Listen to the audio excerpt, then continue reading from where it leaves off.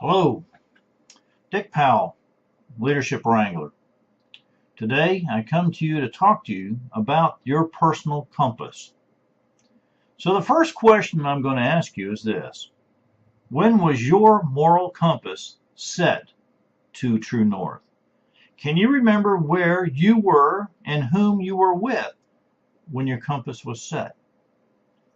And has your true north ever been needed a correction? Well, let me give you some of the situations. First of all, let's look at the parameters we have to look at.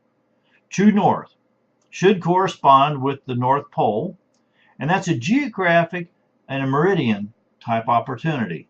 And this represents your values and your morals. Now, magnetic north is a little different.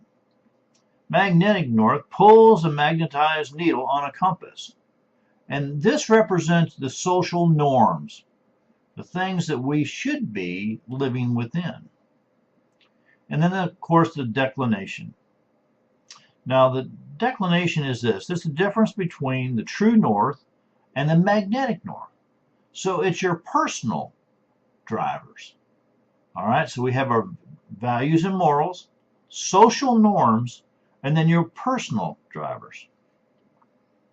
Well, I have to tell you that my grandfather set my personal compass in an early situation. From him, I gathered at a young age the art of self-reliance and work ethic. Then, as I grew a little older, I found out about this gentleman named Lord Baden-Powell, also Ernest Thomas Seton, and Daniel Carter Beard. The first was a military officer, an artist,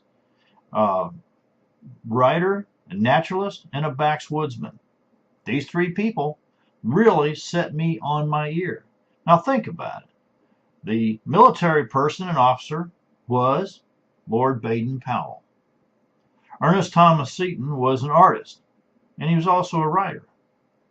Daniel Carter Beard, a naturalist and a backwoodsman.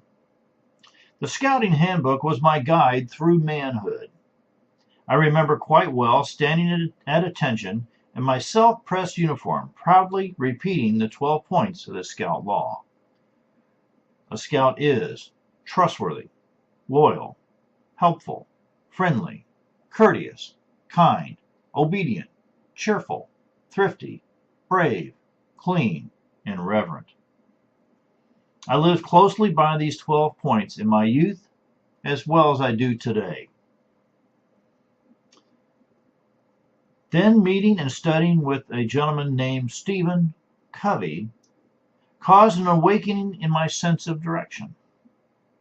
I went to one of his seminars on the 7 habits of highly effective people, and Stephen, being a scout himself, pulled from his front pocket an old, well-used compass. He asked this audience to stand. He then instructed everyone to close their eyes and point north. And after a few moments, he spoke, saying to open your eyes and see which way you were pointing compared to everyone else around you. There were people pointing in many directions, and only a few of us were pointing north. It was a skill I had learned long ago as a young scout.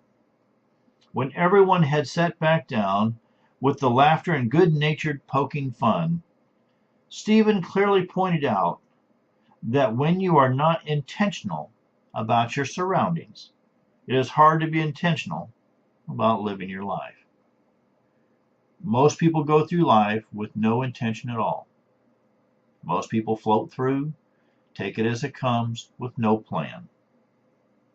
Since that time, though, I've had many corrections to my magnetic north, always correcting to my personal true north. To know your true north, you must know what your non-negotiables are, what you will and will not do, stand for, and be.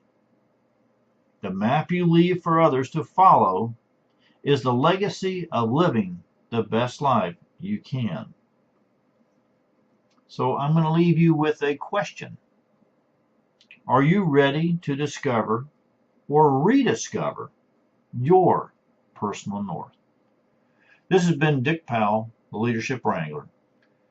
We have a company called Earth, Wind, Fire, Water Training and Development, where if you're not developing yourself, no one else will.